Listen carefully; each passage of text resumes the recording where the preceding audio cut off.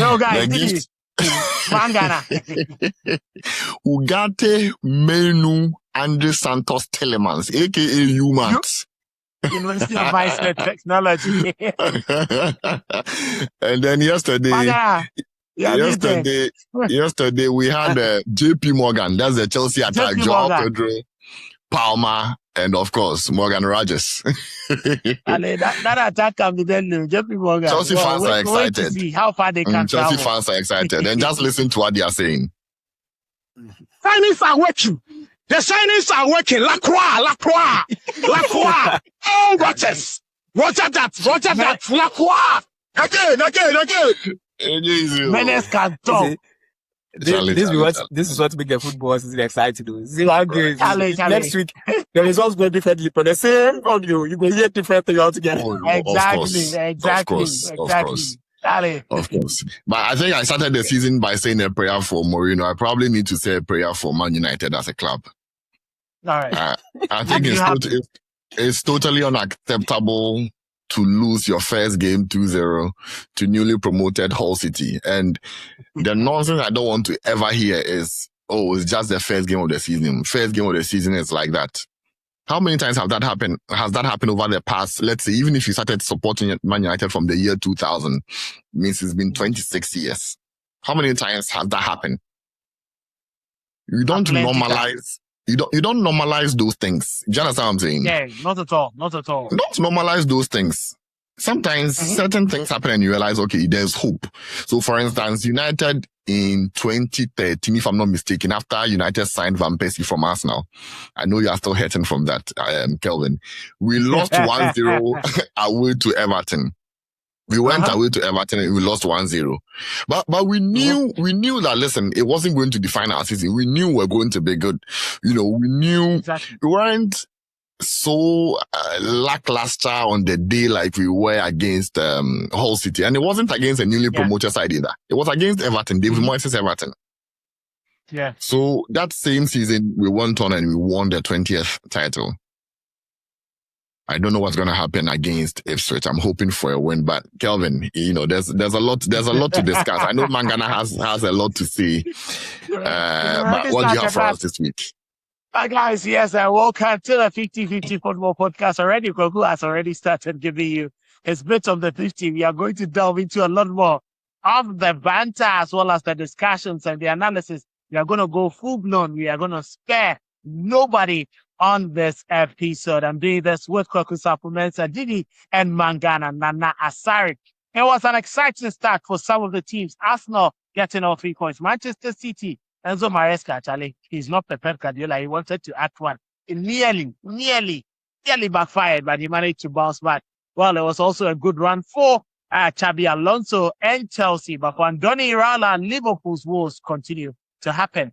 And could it be that Thomas Frank's success was all because of Kim Andrews at Brentford? Well, we're delving a lot more into that. And for Jose Mourinho, they had to take an SP, whether it was a special person or it was just one of Mourinho's magic ones, getting themselves out of the difficulty. But Barcelona still in their enormous brilliance.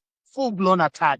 Hansi Flick and his team are attacking. You can follow this episode by getting onto our socials at 50-50 Football Podcast. Just make sure you subscribe and share with a friend, a brother, a sister, any football lover, and even for those who don't love football, there's a conversation they would understand. Let's get into the action full-blown because we are going to fire managers, we are going to fire players, and we are going to see how things would unfold in certain awards and new players who are coming in, especially Manchester United's Baleba. Mangana, bring the news. Bring the news. Mangana, break the news. The news was broken over the weekend already, and the club officially make it official. The club officially announced some minutes ago that they are now a Baleba. So Manchester United have now officially signed Carlos Baleba. All right, so Baleba is a believer. Yes, I mean he's the kind of right. What should we expect? Yeah, he's a signing that we looked at last season, but during that time, Brighton and Hove Albion wanted more than the 100 million plus Chelsea paid for Caicedo to make the deal happen. United bided their time because he had somewhat of a poor season last season in terms of the heights that he has hit the 2 seasons before. We got a good deal on the price, which is a 65 million guaranteed and £5 million in add-ons.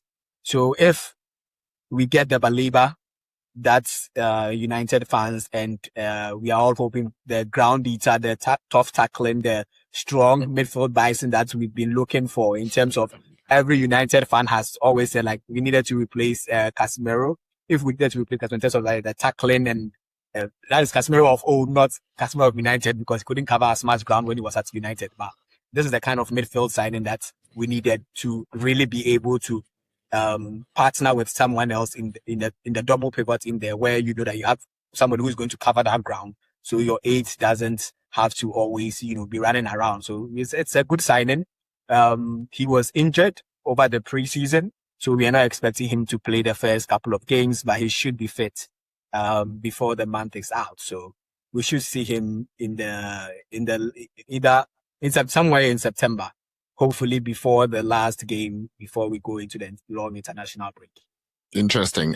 Well, who do you see we are starting the with? season on the high. You people are buying players who are on the signal. Well, we don't care. Well, yes, Baleba, what does he bring to Manchester United? And then you will start with what happened over the weekend. How surprising it was for you, a result against Hull City. And then what does Baleba solve? Well, I think Mangana has explained the sort of profile he is. He's perpetual motion. That's how I want to call him. Perpetual motion.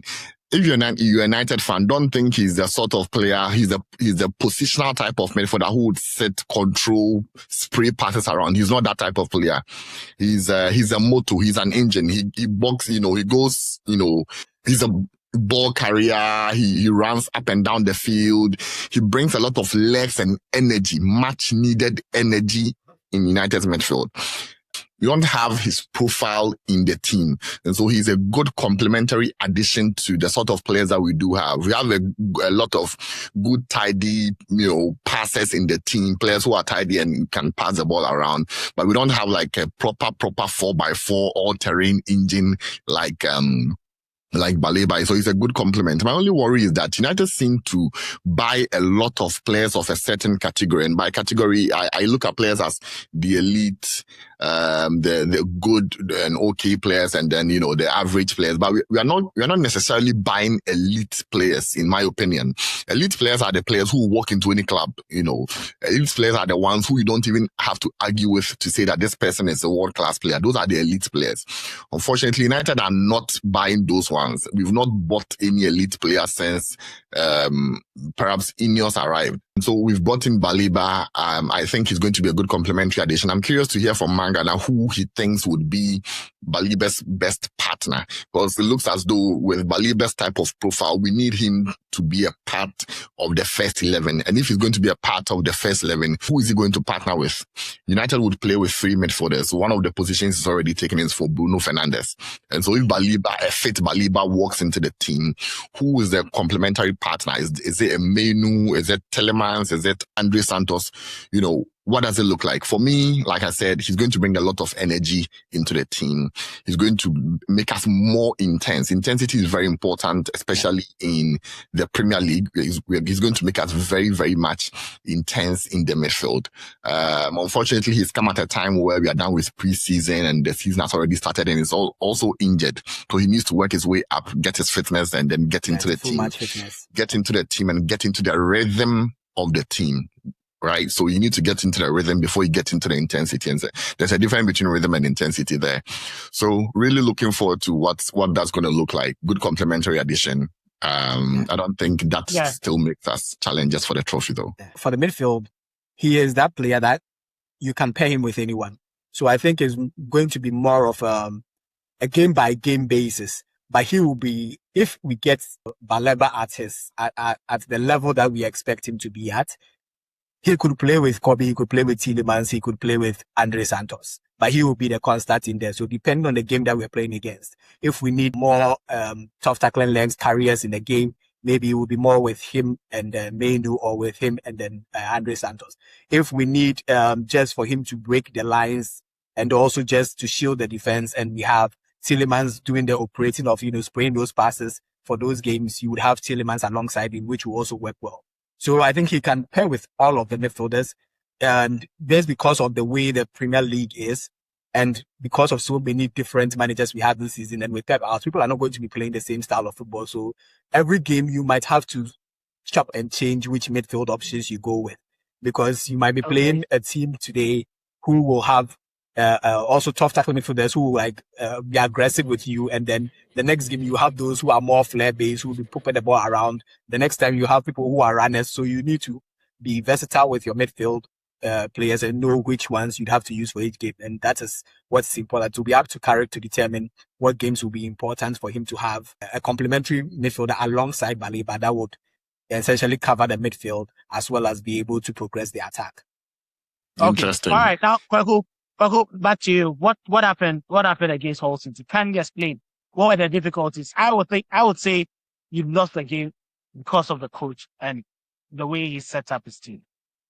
I didn't see how Gogo and the likes were given that opportunity to be upfield when he had better options in there. So I think he let the game go against Hull City. But what do you think actually happened?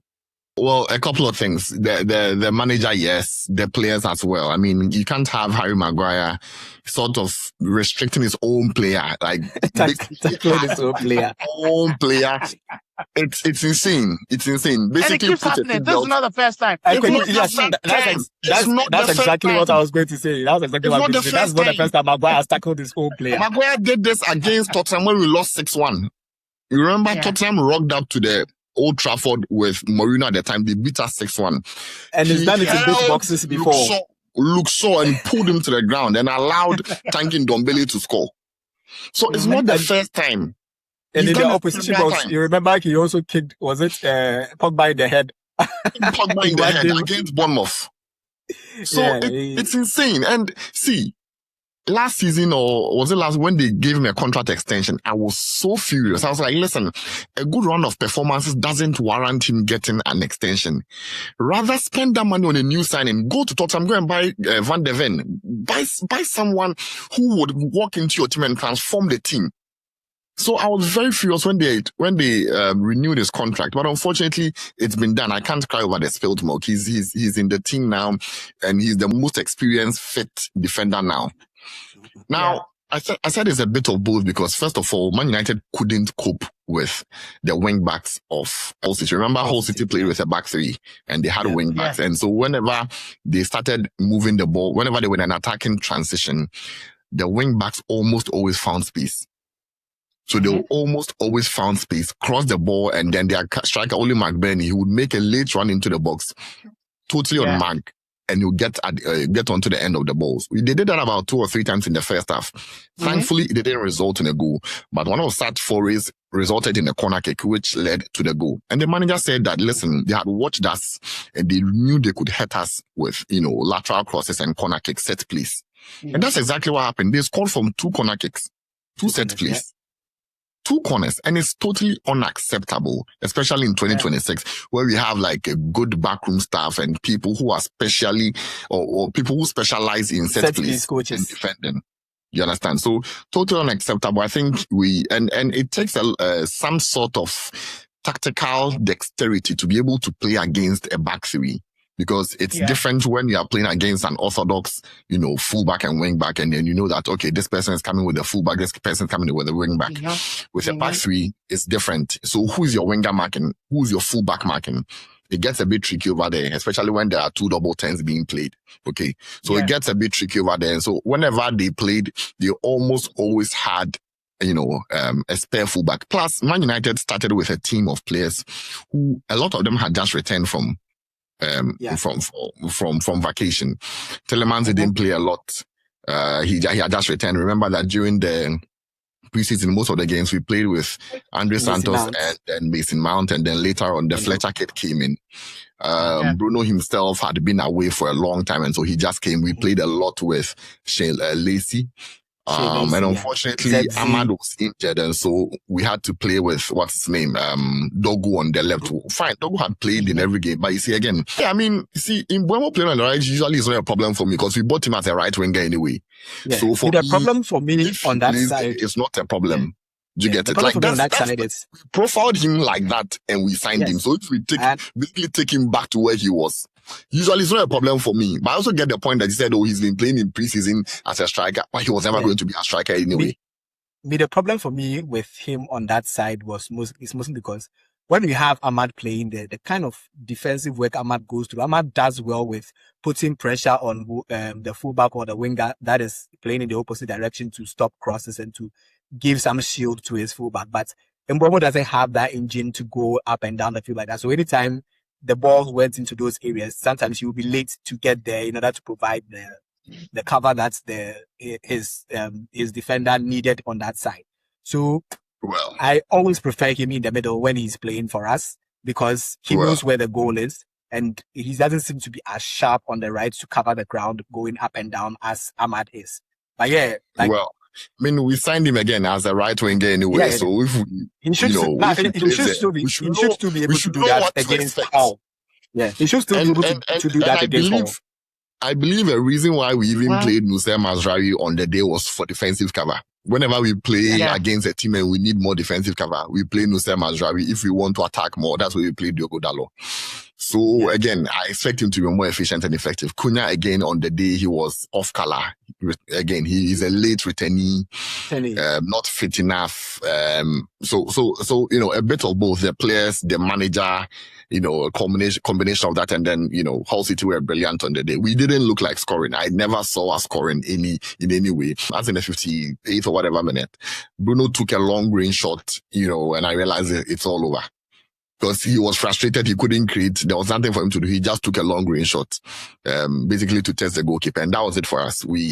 They looked like scoring in the second half. If they really wanted to score, I strongly believe they could have scored again. But I think they took their foot off their gas pedal, and it allowed us to take 2-0 loss. We are playing Ipswich. Honestly, what hurts me most is the fact that it affected my fantasy Premier League. I won't lie to you. I had Mbeumo and I captain Bruno. And what hurts me most is that, listen, before bringing in Bruno, I had Cole Palmer. He was my guy. And but then I looked at the fixture list and I was like, come on, Man United are playing two newly promoted sides. That's the time to feast. You understand? There's a time to feast. But then again, listen, Kelvin, and I'm going to pass it on to Mangana perhaps to talk about, other games. But if you look at the trend of games, right? After Man United won against Atletico Madrid, United went on to draw against PSG. United then drew again against Leeds United in the preseason. And then the United went on to lose against AC Milan to Amorim. Again, we shouldn't have lost. We should have treated that game as a Champions League final. But we lost 4-2. So if you look at the trend of recent results, it was poor. We were on a downward trend. Looking at it from a data perspective, we were simply on a downward trend. And then so losing 2-0 again to Hull City, you're like, if you look at the last couple of games, we've just been on a downward trend like that. I really hope Carrick turns things around. We play with more impetus, more energy, more purpose. We show more hunger and desire against Ipswich. Because trust me, Ipswich are not a bad side at all. I watched them over the weekend. And they won a game I didn't think they were going to win. They beat Sunderland 2-1, remember? Yep. Julio and Sisu, he was amazing on the day. That assist was insane. Oh my goodness. Listen, he was amazing on the day. Fatawu on the right, he was amazing on the day. They have O'Shea in defense. Listen, they are a force to reckon with. They have players who have had, a taste of the Premier League before. They have a manager, Gary O'Neill, who has played the Premier League with Wolves. He's fought relegation battles, so he has that experience. He's played at Old Trafford before. He knows how to rock up to Old Trafford and get a result. United shouldn't take the game as though it's a foregone conclusion, especially after our loss against Hull City. Well, Mangana, the next 5 minutes for you, bet on Manchester United and then pick up a result that you were quite surprised with, or what you really want to talk about with the rest of the matches and results. 5 minutes is even a lot. So yeah, just like I think he and I spoke, and I even told him that like from everything starts like from the manager, from the 11 he selected, because I felt we knew how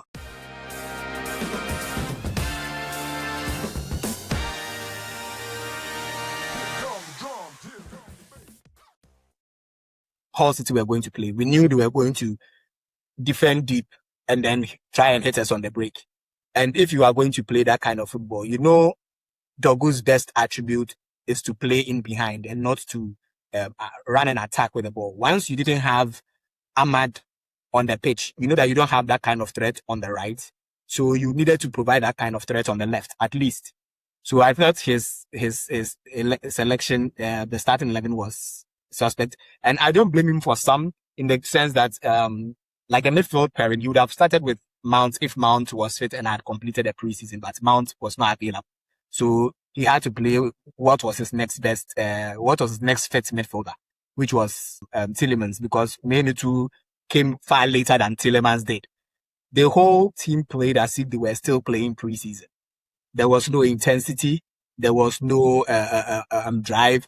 And the only person you could see that was like trying to push the pace was Maguire, and it was probably because he caused the goal. So it was completely unacceptable. After the game, Carrick's interview, they asked him, and he was like, yeah, just because he's calm doesn't mean that he's not going to get into the players about the performance. So I expect that he lets them understand that this level of play it cannot be reproduced anywhere in the season. Like this is your only free hit that you have, and you've wasted the opportunity to take 3 points, because when you are going into a season, you've already marked the games that you are going to win, that you believe your side is better to take 3 points from it. They were supposed to be a 6-pointer. You've already given 3 of it away. So you don't have much room for errors or any mistakes. So you need to pick up your 3 points against Ipswich, which means you need, on the Ipswich game, you need to be more aggressive. You need to be more intense. You need to move the ball quicker, and you need to create more opportunities. Like, you don't have any excuses to say, oh, this is just as like warming up into the season, because there's no warm up into the season. The warm up was a preseason. The games have started.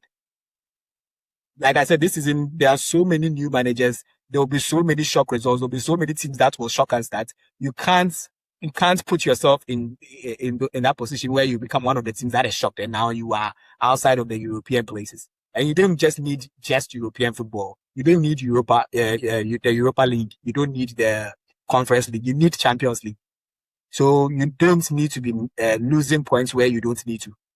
And this game, it doesn't matter whether it was Carrick in the dugout, whether it's Mourinho in the dugout, whether it's Louis van Gaal in the dugout. It doesn't matter. This is a game you're supposed to win. It's against a newly promoted side. Whoever is in the dugout, even if I'm in the dugout, you expect to win, because you have better players than they have. So either ways, you are supposed to create more chances, but you don't sit there. Even though you are playing away, we understand is the first game. Yes, but all of that is there. But as a team of the caliber that you are, especially when you finished third last season, you are supposed to show more fight than you did. Unfortunately, we didn't show that level of fight, and we expect them to show that level of fight against Ipswich and continue through the season. Well, wait to see what happens. Yeah. But Kelvin, one result that really shocked me was the Aston Villa result. Losing 4-0 to the American Express Stadium to Brighton and Hove Albion. It really shocked me, especially after how they played the preseason, how they played in the Super Cup, and they pretty much put out the same team, right? Jan Madsen, Pau Torres, and Lindelof, Marco Bezotti in post, the midfield of Joao Gomez. So, John McGinn, I was shocked. By the result, they were down 4-0. Yeah, that's what I said. I think that result should be investigated in the sense that, like, by the team, they should look at it. Like, they should, because the 4 goals happened in the span of, I think, 20 to 30 something minutes. Like, that was what? They were down 4-0. They were done, like, it was that quick. So, and then they actually scored the 5th. They actually scored the 5th, which was disallowed. It was that bad. For whatever reason, they were not up to the races for that longer period to concede those 4 goals. They need to look into that. And they didn't look any different. It was terrible. It was terrible to see. In as much as they've lost a number of their, important players, I think that was red card. That was too much on them. Fine, the red card, but they were just pissed poor. They couldn't find their team. The red card, I'm not saying the red card is the reason. Yeah. I'm just saying that he shouldn't have got it. Like he shouldn't have put himself in that position to Yeah, get it was- like, it was unnecessary. If you know that boy was very quite well, silly, eh? though. If you know that Yeah. boy very well from Wolves, He has the this is who tendency. he is. Those He has a tendencies. tendency of picking up silly because cards all the this is time. a straight record. That means 3-game ban. Literally, Yep. for, like on you don't have And we enough know players to get a Manzambi, 3-game ban now. Manzambi is not. Manzambi is also not fit at Yeah. the moment. He's to not get ready. going. So he's cost the team at the moment. But I Only think that United Watkins, Emery should quickly only look at- Watkins says he won't play again. He wants to go to Al Hilal. Yeah, he he wants to also run go and away. cash He wants out in to make Saudi. money. I don't even blame him. Yes. I don't even blame him. Charlie, he has It's quite mouths to feed. surprising, man. Yeah. But I think for Arsenal, it was very much expected, But my concern was with Oh, yes, Caleb it was good. Youngie. Yeah, Mhm. people were thinking about him and how he was going to survive them. But I think that Arsenal were just too good a team. If you are playing with, Of course. Declan Rice, This is- Miles Lewis Kelly, these are players who are tried and tested in the midfield that it will become difficult for you to play against. And this Coventry City, that Lampard This is even his welcome admitted to that the Premier League. This is his exactly welcome to the Premier League. and Arsenal were even wasteful. Arsenal were even wasteful. If there Yeah, had been any yeah. other team, they would have just dismantled them about 6. But I think Agree. that he's going to come good. He's going to learn the hard way. The intensity in the Premier League isn't the same. It took Casemiro a number of weeks or months to get adjusted to the intensity and the style of the Premier League, just, find his bearing. So I think that it's going to come good. People were worried, but you're playing against an Arsenal team that hasn't seen so many changes, players who are brimming with confidence every now and then. So it was very much expected that we were going to be. So I wasn't really surprised. But I think their And next Johnny game is Rapp- against yeah. Hull. Their next game is Yeah. against Hull, so they need to, get back to they're playing a team at par in terms of the levels. So that is a game that they should put They in should a be bit more, important. a bit more effort and try and get some points on there. yeah, So, I think we can't wrap up the conversation on the EPL without talking about the biggest commercial bank in the world, JP Morgan and Chase. JP Morgan Exactly. Chase. I think we can't wrap up the conversation without talking about them. I think, come on, Cole Palmer on the day was completely unplayable. What I a watched the player. game and they were scintillating going forward. Like they were Amazing. fluid. Amazing. They were fluid. Their movement was good. Joao Pedro looked like he had something to prove. Like it was a good game. Of course, after the attacking-wise. World Cup snap, Yeah. after the World Cup snap, he was always going to show Yeah. something. But then again, the Chelsea problem still exists. Yeah, Rob their main field Sanchez is should first should goal. not be Chelsea's Yeah, that was a goalkeeper terrible goal in to concede. 2026. Like Rob Sanchez should not be Chelsea's Yep. goalkeeper in 2026. I don't think Chelsea should even be signing Lacroix. You should be aiming for higher. You should be aiming for bigger. The Chelsea I grew up watching would walk into any big team and buy their first choice centre back. You don't buy a player who sits on the French national team's bench and is probably the 5th or 4th choice centre back over there, right? Lacroix, I think when 1v1s in terms of man marking a player back to goal, I think he's good at that. But whenever the player moves him into the corners, shifts him to the wide areas, it's a problem, right? It's a problem for him.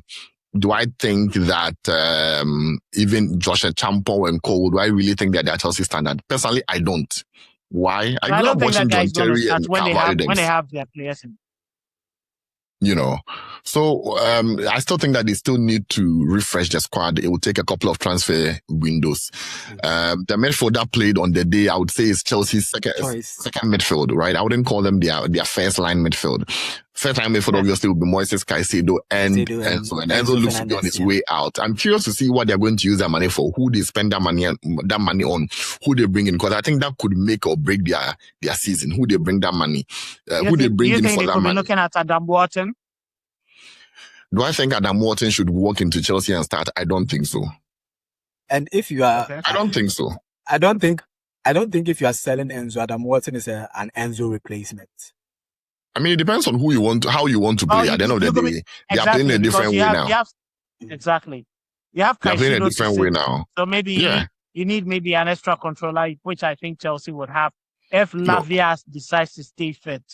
And you have Caicedo, and you have Morgan Rogers, you have Cole Palmer. They could be good. Even looking at Xabi Alonso, when he played this 3-4-3 system at Leverkusen, it looks as though he's trying to replicate his Leverkusen system here. Yeah. He played it one quarter.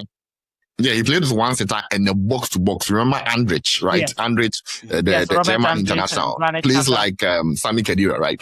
So perhaps maybe you would want to bring in, a box to box type of player who would fit that mold for him, because he already has a setter in Moises Caicedo. Although Moises Caicedo is not exactly a Xhaka who can really control, dictate, and direct affairs. So maybe that's what he's looking at. I wouldn't spend the money on Adam Wharton. Again, I look at caliber, right? I'm looking at elite. So go for the elite. Look at the elite level of players, elite level of midfielders, and go for some people like that, or people who are about to cross into that elite level. I don't think Adam Wharton is that player for me personally. They have to dig deep to find someone to replace Enzo Fernandez. I also think that they need to bring in one more defender. Chelsea defense of Joshua Champon, Levi Cole, as well as Lacroix, to me, it's not it. And then the goalkeeper, come on, Rob Sanchez. Remember, Chelsea were on some silly business some time ago. They went to Brighton and bought their third choice goalkeeper, Sid. Mm-hmm. Remember, Brighton had Verbruggen and then they had Steele, and then Sanchez was their third choice. They went to Brighton, bought their third choice goalkeeper and made him their number one. Look at the comical errors he's making. If you play stupid games, you win stupid prizes. Who has dealt with Chelsea? I want you to focus on Liverpool. Were you surprised about how Newcastle United played under Matthias Gisel? And is it Andoni Iraola's fault? Is he to blame for this kind of performance people put up? I wasn't surprised because we know Andoni Iraola's football takes a while to bed in. Mm-hmm. Even when it came into Bournemouth, it took about 10 games before they were able to play up to the level that he wanted them to play. We've seen Liverpool play all preseason, and it's been some games. In some moments, in some games, they are brilliant. In others, they don't seem to know what is going on. So we already expected that. We weren't sure which kind of Liverpool we're going to get, and we weren't too sure that they'll be at the top level. But what they did do is not lose the game. In as much as they didn't play it well, they didn't lose the game. Now for Newcastle, they played to the emotion, to the stadium. It was the first game of the season. You saw that the intensity in the stands. They booed Isaac for 90 minutes. So that emotion was there. That rawness was there. We saw Elanga, and that first counter-attack goal was so devastating with those runs. And they had it a couple of times, but they couldn't capitalize, and in the end, Liverpool pulled those games out. So Liverpool will be like this for majority for the first half of the season, or at least for the first third of the season. And we only hope that they are able to pull it together at some point. Now, I think on Monday Night Football, Jamie Carragher was making the point that he doesn't think there's anything more to come from Wirtz, but he probably just a tidy player who can pop the ball around. But what we are expecting Wirtz to be in terms of that attacking threat, that's a creative force, it might not be there. So he may not necessarily be that 110 million pound player. But then if it might not be there, then they probably need to find it, because you've already paid 110 million pounds. So either the player proves it, or you move him on and go and bring someone who can do that. But you remember when we were doing that, I told you that Liverpool midfield doesn't look strong or stable to me to prevent goals. And Newcastle had so many opportunities running through them. There was everyone, Wissa took 2-3 on, they just couldn't have the finishing touch at the end. There was a couple of opportunities where Wissa and Elanga were trying to clear 1-2, and then Elanga was supposed to play Wissa in again, but he just doesn't have the capabilities to do that. So if it was a better team, I'm sure they would have exposed Liverpool far more than Liverpool were exposed to Newcastle. Do you think it's a midfield problem or a defense problem? Because for me, I see it as a defense problem, not a midfield problem.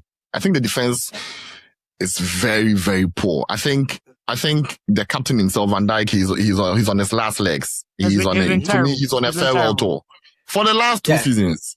Yeah, he's been very, very terrible. I think the whole team and Elanga. enough. One more thing. as to how Milos Kekes allowed Elanga to beat him in a foot race. As soon as you realize he was beating you, Elanga was behind him, came past him.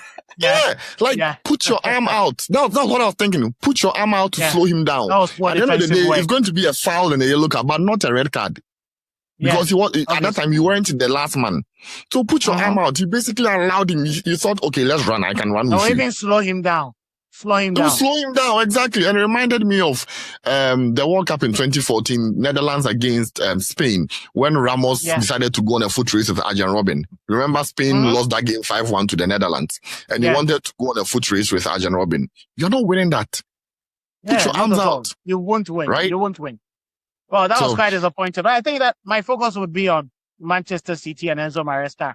You know, there are times they say, I blame managers so much, but what is there for the taking? If you have a proper number 10, a playmaker, why would you want to use a player who has played an entire season and a World Cup as a left back in a number 10 role?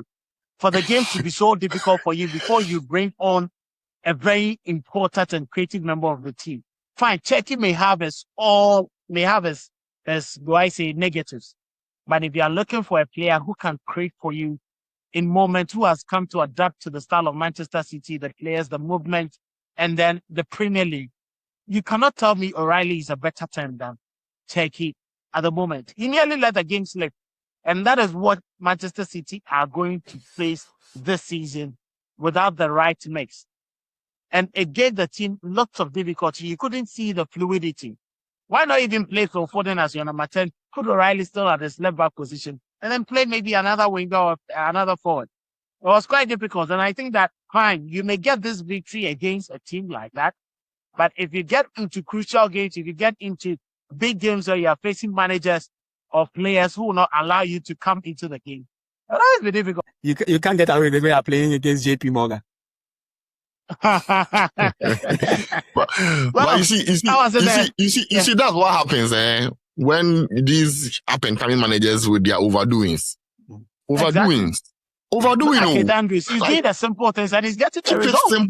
Keep it simple. But you know, this is exactly what we talked about the beginning of the season. That the influx of new managers, all of this, you know, everybody trying to find their footing and all of those things. He's played in the league before. Yeah, but this is a new team. I don't even call him a new manager, and I don't even want to call this a new team because he's worked there. But I work with half of the players, not the other half. You don't need to work with 100% of them. This is common sense. Yeah, only continuing with Pep. And it was known that can play as a 10. You have Czech who can play as a 10. Why do you want to bring Nico Rally into the 10? Why? And it was known from the end of last season, the latter part, that you were going to take over the job. Of course. So you should have thorough assessment, everything. Well, literally because of this job. But I think for manager of the week, I'll choose Keith Andrews. Of course. Listen, Antonio says you're a shadow Brentford fan. That's why you always give props to Keith Andrews. You know one thing? Spurs that made me laugh the whole weekend, right? Exactly. I compared Spurs and United to like Ghana and Nigeria. Like Ghana will do something and you'll be like, this is terrible. And then the moment you are done saying that, you hear news from Nigeria like, yeah, we're all right. It's fine. Exactly. We'll be moving into Spain, but quickly, let's run through, the games for Matchweek 2. Obviously, Crystal Palace, Man City on Friday. Who wins this?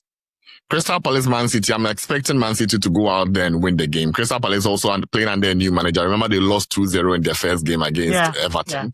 Everton, they weren't good on the day. Everton could have scored more goals. Man City, although they are still trying to find their identity under Maresca, they are still trying to find their rhythm. They have quality players. And when you have quality, they can always bail you out. So I expect Man City to win the game. I went for Man City. Liverpool, Nottingham Forest, Mangana. Well, Nottingham Forest themselves. I mean, I think it will be a tough. I think it will be a tough game because Glasgow is also trying to find his team.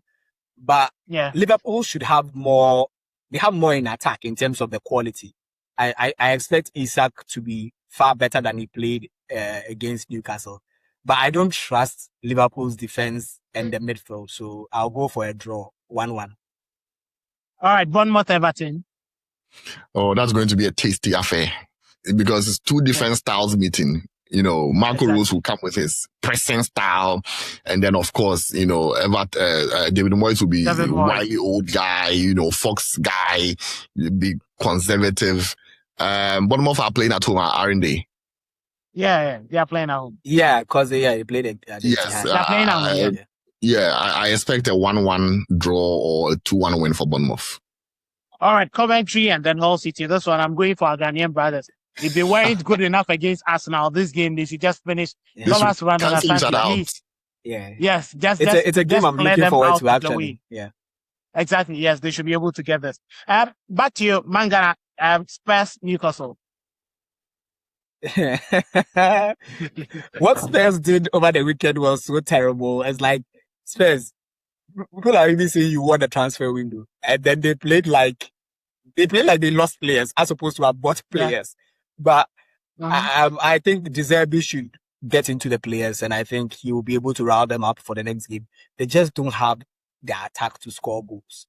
But I expect them to win this game, probably narrowly, maybe 2-1. All right, Giddy, Chelsea Brighton. Chelsea Brighton is like Chelsea A versus Chelsea B because Chelsea have bought a lot of Brighton players. Yeah. Brighton they've done a good job of scamming Chelsea with a lot of players, and backroom staff. And backroom staff as well. They were buying their players, buying their backroom staff. I'm like, are you trying to be Brighton? You know, I just bought Brighton and absorbed it. Right.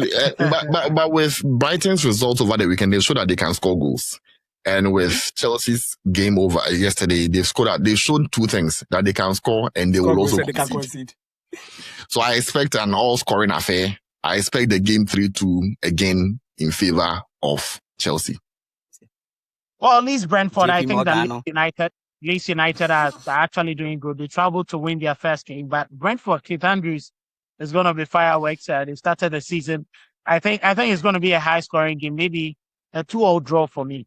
But Magana, Sunderland, Fulham. Sunderland, I don't know how they lost their first game, like against Ipswich. I was solely disappointed that they lost that game. And who are they playing against? Fulham. Alvaro Arbeloa. Hey, I'm going to go for... I think Sunderland, like we said, the continuity should come to the fore, and I think Sunderland should win it 1-0. All right. Diddy, Manchester United. We've already spoken about that game. You guys have spoken about it. We won't go there. So let's move on. Arsenal going to, Villa. Yes. I think Arsenal will win. Villa aren't really in a good place. Arsenal will capitalize and win the game. It might not be like a big scoreline as we saw over the weekend. It might be close 2-0, but Arsenal will win the game. When we score them, then we bring Ezri Koza to come and defend the goal. As simple as that. Job done. Did you see his video? His video with Eberechi. Yeah. They started from the Three Lions. You remember when they were playing the pool? Yeah. When they were having that interview. They're just funny lads. But it felt as though, we've made it, brother. We finally made it. That's how it felt. Exactly. And I could really relate. It was an emotional moment as well. So I'm happy for both of them. But let's move on to Spain. It wasn't the brightest of starts for Jose Mourinho in his second spell at Real Madrid. But Barca, 5 goals. Imperious. It was for them. It was quite a thumping in that victory. Who starts combine the two games in 4 minutes each, and then we'll get into the updates from the PFA awards, and then we'll wrap it all up. Yeah, I'll wrap it up probably in a minute. I mean, I don't see anything brighter than 3 points, so I don't know what you mean by they didn't start on the bright side. Mourinho got his 3 points, and that's all that matters. He showed his... But it was a difficult game. They had to labor. Well, it's important to do it in the end. Espanyol won their first game 3-0. It's important to know that. The other piece to also realize is that Espanyol had 0 players at the World Cup, so they were fit. Real Madrid had a lot of players deep into the World Cup. So again, nobody had players apart from Real Madrid. How many Spanish players even play for Real Madrid anyway? Real Madrid had a lot of players going into the World Cup and going into the knockout stages of the World Cup, and so you realize the fitness concerns showed. Vinny isn't at they call him flow That state boy Vini. should He's cut not the there yet. excesses of his game. Let's be blunt with that gentleman. He should cut the excesses of his game. He's not a Ronaldinho. He should know. He's not a Zinedine Zidane. He's not a Ronaldo Luis de Lima. He's not a David Beckham. He's not a Thierry Henry. He's Vinny Jr. The excesses are extreme. Sincerely, if he cuts the excesses, I think that Madrid should be having a lot of goal contributions from him. That's a national player speaking out of pain because he didn't show up at the Emirates. No, if anyone knows me, everyone knows that Vinny's excesses, limit his game. And it's frustrates you. So bad. Yeah. I mean, I get where you're coming from, but to wrap it up quickly, Carlos SP, the 25-year-old Spanish international, came on and scored a goal. Remember, we talked about this over here, that Madrid in the last season, they lacked the Joselu type of striker, right? Yeah. And when you have a profile like that, it's very, very key. When, Mbappe is a good player. He's an amazing center forward, but he's no SP. Right, he's not like someone who lives in the box and someone who can smell danger. If you look at the goal that you need a fox. You need a fox in the box. He could smell the danger. Mbappe got the ball, took on the first player. The guy smelled the danger, saw the loose ball, picked up the ball, and he scored. So I'm happy for them. 5-star Barcelona, 5-star performance. I mentioned here that Barca are the team to beat. Madrid has perhaps the highest ceiling, but Barca are the team to beat. Madrid are still struggling to find their identity under Jose. Barca know what they've been doing the same thing for the past 2 years. This is their third year. The core of the team is still there, and 5-star Barcelona. Looking forward to how they play, what's going to happen against Bilbao, because they're playing Bilbao on Thursday. Yes, that is why I want Mangana to concentrate on. Madrid plays against Sociedad on Wednesday, and then Barca against Bilbao. Can Bilbao put the plugs or apply the brakes on Barca? And Madrid against Sociedad at home. Mourinho can be comfortable and get, a very good victory. But what do you think of those games? Right before I get into that, I just want to say something against a point Kweku made. That Real Madrid players were at the World Cup. Barcelona had the entire team at the World Cup and won the World Cup. So if everyone came late, their players also came late and they scored 5. So that is no excuse for Real Madrid not to have been at the races and had to rescue the game in the 90th minute. Ordinarily, but just compare the two lineups. That's all. Compare the two lineups. That's all. My friend, compare the two lineups. Yeah. I mean, for Athletic Club, I can only see Barcelona win. The Athletic Club, they'll be decent. I don't know where this one is at in his recovery. If he's fully fit, Nico Williams. Yeah, he came on from the bench to replace his brother Iñaki. Yeah. In the opener where they lost. Yeah. Barcelona, for the players that were at the World Cup and for how they played in their first game, I don't see anything beyond a Barcelona win. As long as Rafinha continues to score the goals and continues to play the 9 role, because that is my concern that they don't have a number 9. So if they have a team that is able to put the clamps on these wingers, these converted wingers and attackers, then they'll find it difficult.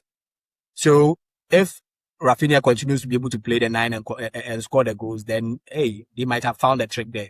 But outside of that, I don't see how Athletic Club has anything in the tank, especially if Nico Williams is not at the races, because he is their biggest threat. Okay. In terms of quality, in terms of the caliber of players, Barcelona has everything. And I've said from the beginning, La Liga is between the toughest games for these clubs are Madrid, Barcelona, Atletico, and every now and then you have your odd upsets. But this is a win straight for Barcelona. And Real Madrid, I expect them to beat Real Sociedad, even though it will be a tough game, but I expect them to beat Real Sociedad. For me, I think Real Madrid's attack, they have too much in attack for them not to be scoring 3-4 goals nearly every game. Because with Mbappe alone and with his pace, if you're able to play him through, he has good finishing as well. You should be able to create enough chances and score enough goals. Vinny Jr., yes, I know the excesses of his game that you're talking about, in the sense that there are some times where he could give the pass a yard quicker, he could put the ball in and then go for like a return pass, but he would hang on to the ball trying to dribble 1 or 2 players when it is not necessary in those instances. Mourinho needs to pull them in and tell them, look, if we can play this way and continuously get the ball in these positions and pass it quickly, we are going to create more chances and score more goals. At the end of the day, the awards that Vinny Jr. you are looking for, Ballon d'Or, all of these excess dribbling and things is not going to get you those awards. It's going to be goal contributions. How many goals have you scored? How many goals have you created? How effective are you? So he and Mbappe needs to, like, I don't know if it's more of a chemistry thing, but they need to find a way for the fronts to play, homogeneously enough that they are able to put away their chances. They always seem like everyone is playing their game, and if it comes off, it comes off. Well, and that is my problem. Enough. What I think is the balance in that midfield. Fede Valverde, Bernardo Silva, Ada Goulet on the right, and then Jude Bellingham behind the main striker. Mm-hmm. Valverde may be a workaholic, but do you trust Bernardo? Do you trust him his level at this point in time, physically? Madrid were just beaten physically to the game by the opponent. And it became very difficult. Against to say that, I expect the same. Just that I'm sure Jose would crack the whip. We'll get to know that, come on, if Goulet probably is not doing well, why don't I play Dumfries and Arnold there, to give me a lot more creativity and balance in midfield than to just leave my team that way. But yes, I trust Madrid and Barca together win. But all of you are being quiet, but you people should give credit to Amorim. He started on a bright note. You want to and he's telling Rafael Leao that, gentlemen, if you cannot play, just leave the team. And Leao was always going to struggle under Amorim. Leao was always going to struggle. Listen, if you're a winger and a coach like Amorim comes to your team, or a coach, we've seen Alonso adapting. But listen, Amorim, you won't adapt to. In his head, the only way to play football is a 3-4-3. In his head, that's the only way to play football. So if you're a winger, and he comes to your team, just pack your bags and leave. Call your agent. Don't wait. Don't try to prove yourself. Leave. Not at all. Leave. Yeah. That simple. If I'm Modric, I'm leaving. Because the way he's going to play, it won't favor you. He needs two athletic midfielders. Unfortunately, you are not one. You understand? Mm-hmm. You can go to another club where they can make use of the qualities that you bring. I've seen Modric play live at age 40, and he was amazing. I saw him play against Ghana for Croatia at the World Cup. I saw him live. Yeah. Listen, he was the best player on the field. He was simply amazing. He was 2 steps ahead of everybody. You could run faster than him, but he would think faster than you. So he was 2 steps ahead of everybody. But people like Amorim won't make use of that. They won't capitalize on such advantages. They just want the ideal world to be replicated on the field. So, listen, Leao, just find a club and move on. That's all. Just find a club and move on. Mangana, kindly give us the updates from, the PFA, and then we'll talk about, 1, 2, 3. But quickly, okay, before that, you find it corner. out. Babu? Yeah. Yes, the FPL corner. Let's get that before we give the updates on the PFA. We have thousands. We have over 1,000 people playing the FPL this season. When I saw the league chat and I saw my number, I was like, I'm not going to open the league this weekend because my captain didn't produce any points. My midfielders didn't get any points. It was like mainly 48 points was not enough. Anyway, we had Hallowed Empathy, whose team is Jules BP Pandit 11, leading with a whopping 92 points. Woo! A whopping 92 points. A great stat. And he played a chip, that is the bench boost. And he had Coyote on the bench who accrued 13 points. And he captained Haaland, so he didn't get much from there, but he had Sangari, who was one of the highest scoring. He had Ben White, who was also one of the highest scoring. He had Calafiori. He had Joao Pedro. And he had Soboslai. So he had enough in there to, get him the points needed. And he had a Bruggen on the bench as well, who also got who also got 6 points. So clean sheet 6 points. Quick one, Mangana. What should we expect for next week? I mean, next week, I'm going to see, I'm sure there are people who are going to do a whole host of changes. I really heard someone telling me they were going to use their, their wild card. And I was like, give me why this wild card. Just because all the players they selected didn't give me points. That's interesting. Yeah, I was like, yeah, I was like, is there anyone we should, draft into our team? And then lastly, I know you have this community you are creating for them just for ease of communication. Yes, we have a community that we are creating on Telegram. Yeah. Just to let all the fans we have who are playing our FPL would join, and we'll be able to update and then mention them. If you are on Twitter, we'll be mentioning you, if those that get the highest points, who is leading the league table, and then updating as the game weeks go by. And we'll be able to contact you at the end of the season, to give you all the wonderful prizes that we have for the season. And once to watch, look, I think a lot of people are panicking just because the favored players that they took didn't perform in game week 1, i.e. Haaland, Bruno Fernandes, and Mbeumo. But it's game week 1. In FPL, if you want to play longer, you don't hit the panic button after game week 1. You will need that wild card by the international break, because by the time you return from international break, there'll be injuries, there'll be other things that you need the free transfers for. And you might sell all the players out today. Next week, you go and buy people like the Koipa who have good points and Gary, and then they don't end up getting any points. And the people that you put on the bench are the ones that are scoring the points. So if you believe in your process of the team that you selected, keep with them at least for a couple game weeks and see how that turns around. But I myself might, hit the panic button if by game week 3 we are not seeing any results. So yes, to the FPL guys, 1,961 players in this 50-50 football podcast FPL. We just waiting to see. I'm sure by the close of the season we'll hitting at 3,000, no 4,000. Well, we'll love you to be a part of it. Don't hesitate, because you never know. It's the start. Someone got 92. You never know. You could just join and get 100 and then surpass the person who may even get 5 or 6 or 11 at the end of the day. So just don't give up. The season is far too long. 37 more weeks for us to go. But yes, thank you so much, guys. But in Ghana, we are playing because 25,000 Ghana cedis for Dhaka top 4 participants. I'm sure Kwaku and Mangana, you can organize a Dhaka top 4 event. Come and give them 25,000 Ghana cedis of appearances, because what we are doing in Ghana, there is no football. It's not football. We are struggling to see. And you saw how hard to build their players. And the video. Yes, they brought them to their training ground, training facility. Then they walked onto the pitch. They walked onto the pitch and they applauded them. If Opare can't do the job, it's time for him to say, listen, I can't do it. Yes, that's all. That is the problem. As I are also trying to do the update. So hopefully on Friday, the Democracy Cup, we'll wait to see the true levels of this team. But you saw how Ediana also dismantled Mediama. Mediama ready for TP Mazembe. That is a question, a very good reality check for them. They are playing the top 4 too. So hopefully they will try and make amends and then try to see how they can alter their team. They lost, the core of their midfield. Manuel Mante is a free agent now. Fuzi Taylor is moving on loan to Dynamo Zagreb. We have Salim Adams already moving to Libya. So that is it there. But someone should tell Kwesi Sibo that there's no way a Libyan outfit will pay him $10 million a year. He should forget it. If he's staying in Europe somewhere, he should stay there.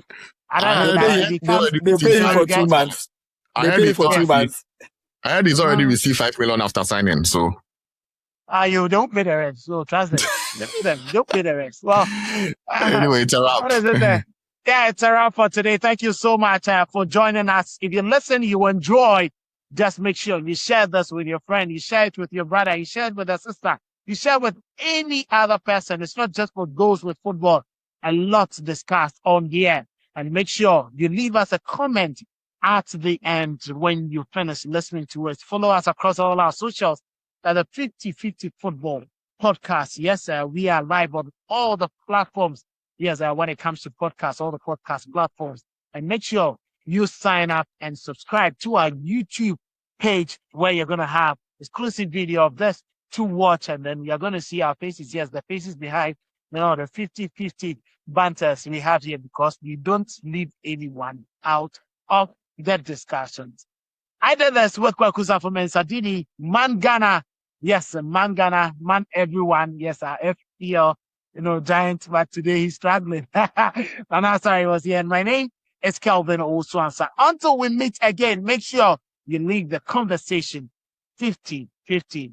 No fights. It's just pure banter and very, very informed analysis from yourself. If you disagree, just leave a comment. Hopefully next week we'll touch on that. Have a good time.